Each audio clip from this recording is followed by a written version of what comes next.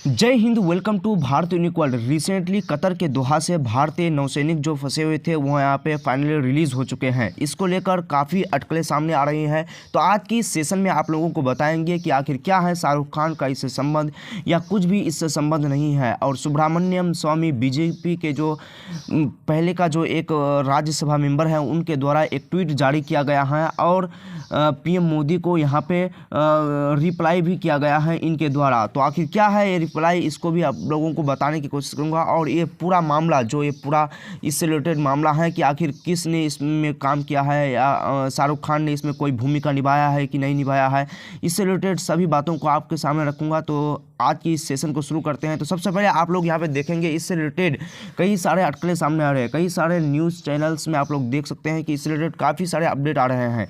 यहाँ पे सबसे पहले लिखा गया है Shahrukh Khan played a role in release of Indian navy officers from Qatar. Qatar से मतलब जो उसको रिलीज़ किया गया है शाहरुख खान की इसकी भूमिका है। कई सारे आर्टिकल्स में इसको लिखा गया है। Navy officers Qatar's Paithan stars officer gives clarification, मतलब उसके द्वारा फिर क्लैरिफिकेशन भी दिया गया है कि आखिर क्या उसकी भूमिका है भी या नहीं है। तो उसके द्वारा कई ट्वीट भी जारी किया गया है, कई इंस्टाग्राम पोस्ट भी किया गया है।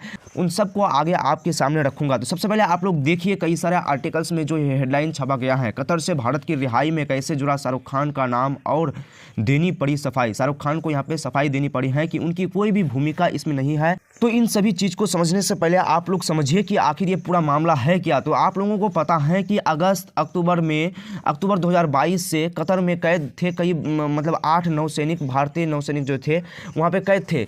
इसमें कई सारे आरोप लगाए गए थे, कथित तौर पर आरोप लगाए गए थे। कई आरोप साबित भी हो गया था वहाँ के कोर्ट के द्वारा और फाइनली वहाँ के कोर्ट के द्वारा उसे फांसी की सज़ा सुनाई गई थी। फिर वहाँ के कोर्ट द्वारा फिर इनको रिलीज़ कर दिया गया। तो क्या है पूरा मामला आगे बताते हैं आप लोगों को। तो उससे रिलेटेड एक यहाँ पे ट्वीट भी किया गया। इसी पोस्ट में रिप्लाई करते हुए सुब्रमण्यम स्वामी बीजेपी के पूर्व राज्यसभा मेंबर ने कहा है, Modi should take cinema star Shahrukh Khan to Qatar with him since after MEA and NSA। मतलब बताया जा रहा है कि भारत की जो खुफिया एजेंसी है MEA एंड NSA, ये दोनों फेल होने के बाद भारत के जो कॉमेडियन हैं उनके द्वारा सहारा लेकर इन सबको यहाँ पर रिलीज़ किया गया है। इससे रिलेटेड थोड़ा और भी डिटेल से बताया गया है। भारतीय नागरिकों सहित दोहा स्थित दहाड़ा ग्लोबल के सभी कर्मचारियों को अगस्त 2022 में इजराइल के जासूसी के आरोप में गिरफ्तार किया गया था। मतलब इजराइल के लिए जासूसी कर रहा था, इसलिए उन सबको गिरफ्तार किया गया था। दुबई में आयोजित OP28 शिखर सम्मेलन के हिस्से में भी प्रधानमंत्री मोदी और कतर के शेख तमीम बिन अल थानी के बीच बैठक के दौरान इस मुद्दे पर मतलब बातचीत की गई थी। मतलब आप लोगों को मालूम है कि कई दिन पहले यहाँ पे COP यानी COP28 जो हुआ था उनमें भी इसके बारे में कहा गया था, जो पर्यावरण से रिलेटेड था। ये बैठक जो हुआ था लगभग आज से कम 1 महीना 1 मंथ एगो जो हुआ था, उसी में ये सब बात को भी रखा गया था। जासूसी के आरोप में कतर की जेल में बंद 8 पूर्व नौसैनिक अधिकारियों को रिहा कर दिया गया। मतलब जो रिहा किया गया है उसी से रिलेटेड कहा गया है और उन सबको यहाँ पे मौत की फांसी की सज़ा सुनाई गई थी वहाँ के सुप्रीम कोर्ट के द्वारा या फिर वहाँ पे जो भी अदालत है उनके द्वारा सुनाया गया था। वहाँ के 3 स्तरीय अदालत होता है, फर्स्ट, सेकंड, थर्ड होता है, जिस प्रकार से हमारे यहाँ भी होता है, जिला लेवल पर होता है, उसके बाद हाई कोर्ट होता है, उसके बाद सुप्रीम कोर्ट भी होते हैं, उसी प्रकार से वहाँ पे भी होते हैं। कतर में इन 8 भारतीयों को अज्ञात मामले में मौत की सज़ा सुनाई गई थी। मतलब भारत के द्वारा आरोप लगाया जा रहा है कि यह अज्ञात मामला था, लेकिन वहाँ के जो कतर के जो अदालत है उनके द्वारा आरोप लगाया गया था कि ये इजराइल के लिए जासूसी कर रहा था। और आप लोगों को मालूम होना चाहिए कि वहाँ के जो शेख हैं उनको सबसे ज़्यादा पावर होता है, वो किसी भी फांसी की सज़ा को रोक सकता है या पूरा उसको निरस्त कर सकता है। इसी प्रकार से जैसे हमारे देश में राष्ट्रपति का पावर होता है। पूर्व सांसद और बीजेपी नेता सुब्रमण्यम स्वामी द्वारा ये आरोप लगाया गया, उसी के बाद से पूरा मामला तूल पकड़ता चला जा रहा है। मंगलवार को ट्विटर पर दावा किया जा रहा है भारतीयों को रिहा कराने में शाहरुख खान ने दखल दिया था। सोशल मीडिया पर उनके इस दावे को जमकर शेयर किया गया। मतलब कई उनके फॉलोअर्स द्वारा इसको जमकर शेयर किया गया है कि ये शाहरुख खान ने ही इस पूरे कारनामे को अंजाम दिया है। मोदी के 2 दिन के UAE के दौरे से जुड़े ट्वीट के जवाब में सुब्रमण्यम स्वामी ने इस बात को कहा है। आप लोगों को ट्वीट में दिखाया कि किस तरीके से वो ट्वीट किया गया था, नरेंद्र मोदी के ट्वीट में रिप्लाई किया गया था। देखिए यहाँ पे ये ट्वीट यहाँ पे किया गया है, ऊपर में ट्वीट किया गया है और इसमें ये रिप्लाई किया गया है इस प्रकार से। तो ये इसी ट्वीट के बारे में वहाँ पे जिक्र किया जा रहा है। आगे आप लोग देख सकते हैं कुछ इस प्रकार से केंद्र सरकार ने कतर की कोर्ट में उस फैसले का स्वागत किया जिसमें भारतीय अधिकारियों को रिहा करने की बात कही गई है। मतलब भारत सरकार द्वारा इसका स्वागत किया गया है। आगे आप लोगों को बताते हैं कि आखिर शाहरुख खान की क्या भूमिका है इसमें।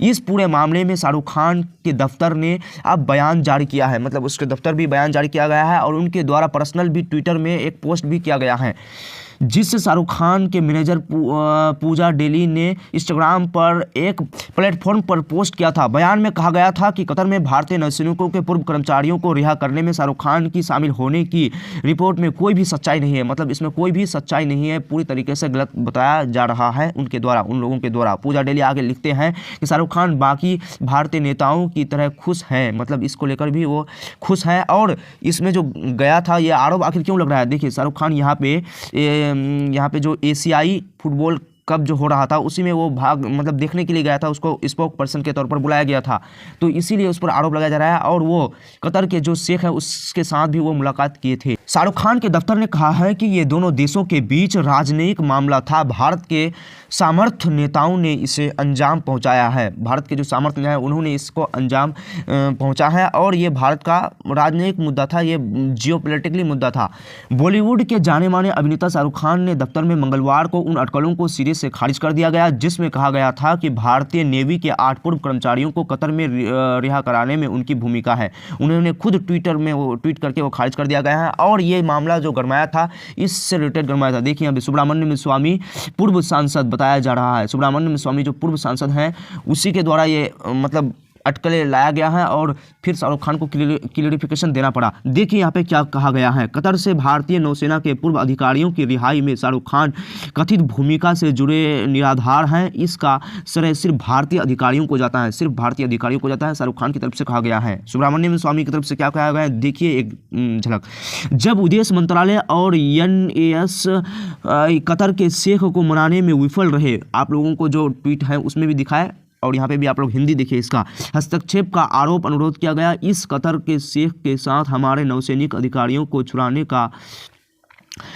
का सौदा हुआ, मतलब शाहरुख खान के द्वारा इस सौदा को किया गया है। वहीं पे अगर आप लोग कुछ डिटेल्स से इसको समझने की कोशिश करिएगा तो देखिए खाड़ी देशों में शाहरुख खान की लोकप्रियता बताया जा रहा है कि खाड़ी देश में शाहरुख खान की लोकप्रियता काफ़ी है। शाहरुख खान खाड़ी के कई देशों में काफ़ी लोकप्रिय हैं।